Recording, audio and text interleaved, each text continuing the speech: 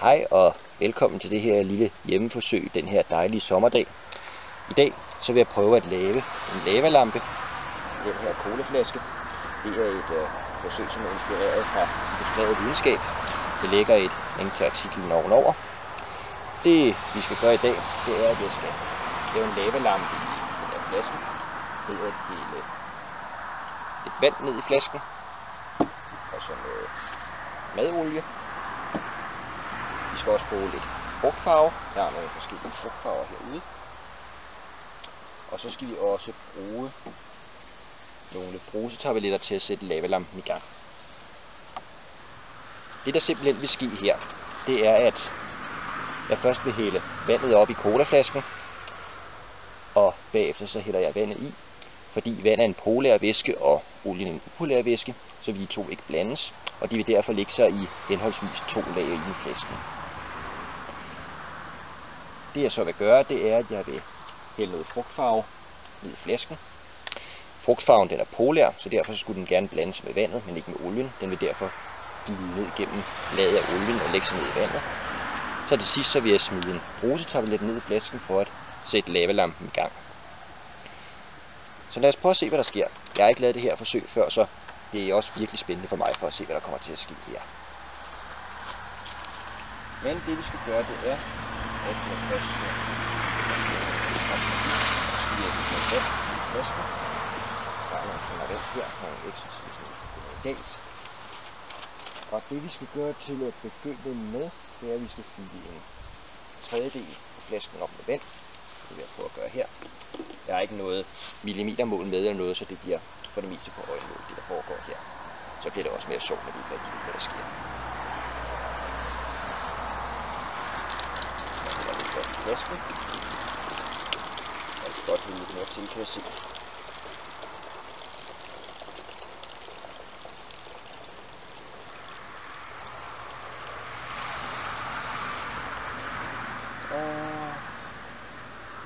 Lad os sige, det siger ganske rigtigt.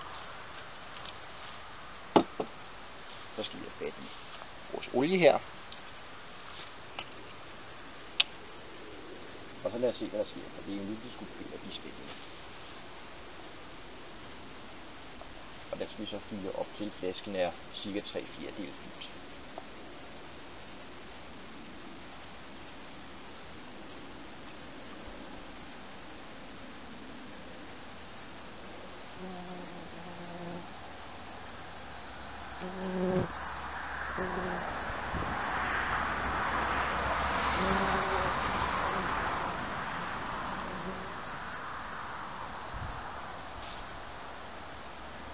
Og lad os sige, det cirka er deromkring. Det passer meget godt.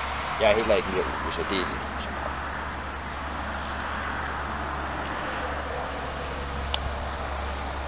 Jeg kan se, så ligger olien og vandet så i 3 lag, så en del af forsøget, eller i 2 lag, så en del af forsøget er allerede lykkedes. Så får vi til frugtfarven. Jeg har 3 forskellige frugtfarver. Jeg har en gul frugtfarve, jeg har en rød frugtfarve, og jeg har en blå frugtfarve.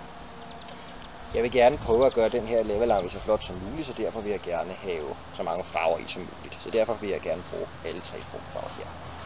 Vi vil starte med at tage den blå frugtfarve. Jeg skal putte et par dråber i, så derfor har jeg taget en teske ned. Jeg er ikke nogen pletter desværre, så vi kan hælde bare en lille smule på den frugtfarve. Og så har jeg også sådan et glas med her, så jeg ikke bruger smule over bordet. Lad os se. Det kunne godt. Og så lad os se, hvad der sker.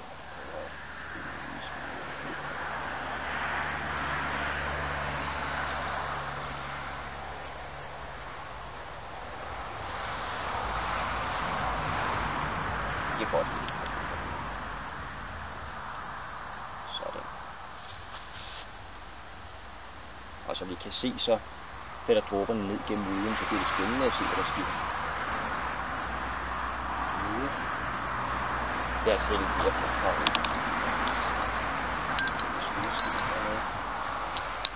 Nå, nu kan jeg også blå sørmes op. Ja, jeg er ikke noget. Lad os prøve med den røde frugtfarve. Lad os se, om jeg også kan blive rød.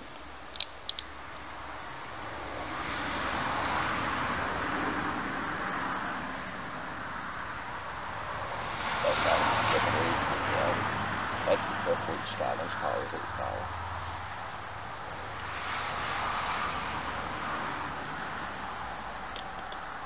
Sådan.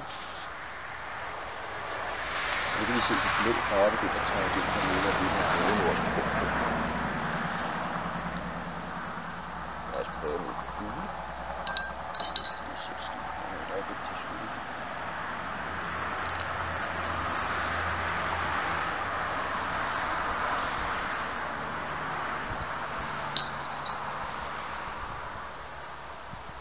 Jeg skulle måske have taget noget med til at skylde skibet ned, men det bekymrer vi os ikke så meget. Det skal jo alligevel blande sammen hernede til sidst.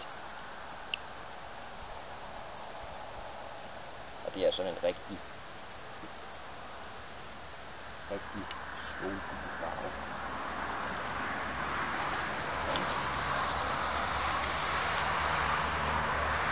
Og så vil jeg lige lade farverne synke ned i øjeblik,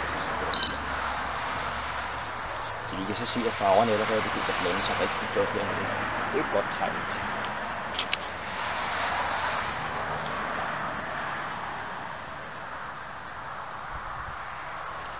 Og så lige om lidt, når farven den er faldet rigtig igennem, så vil jeg prøve at sætte en brusetablet ned i flasken, og så forhåbentlig at forsøge en succes.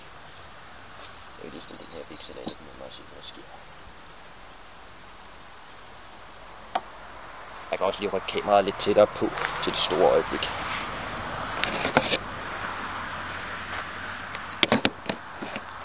Det kan godt komme tættere på. Jeg rykker det lige.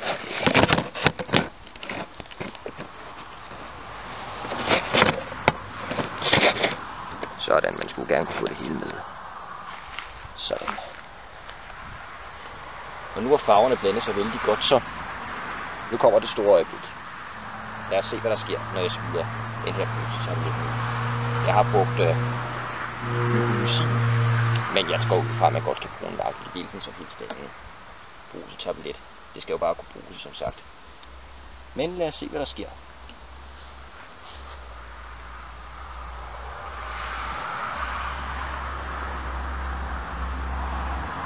Og nu er lavalampen gået i gang. Der skal nogle flere brusetabletter i at se, om vi kan få det til at ske lidt mere.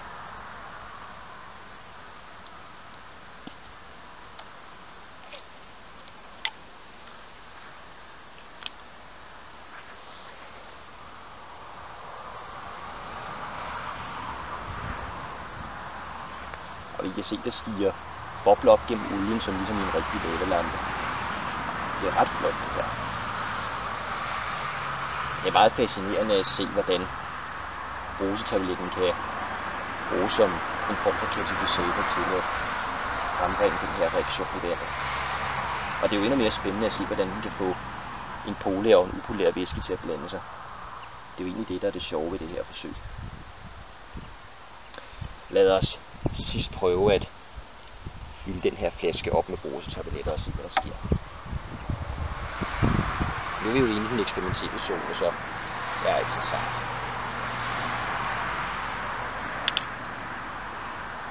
Hvor meget vi kan få den her til at bløse.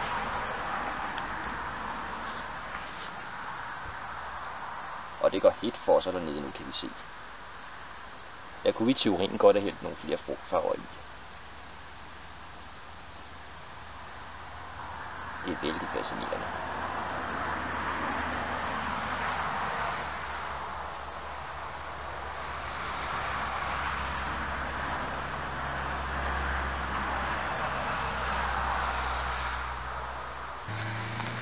Altså her til sidst prøvede jeg at hælde en lille smule mere den blå frugtfarve i, fordi den synes jeg ikke vi så meget til under den første opstigning.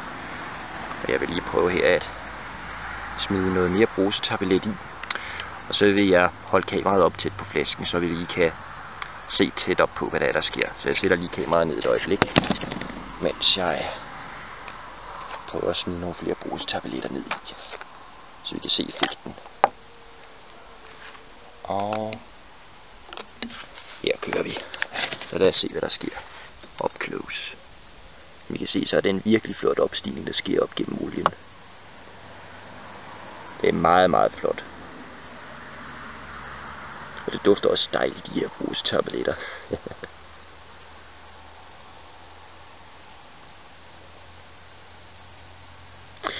Men jeg vil i hvert fald sige, at det her eksperiment det har været en stor succes. Vi har fået lavet en ganske udmærket lavalampe, synes jeg selv.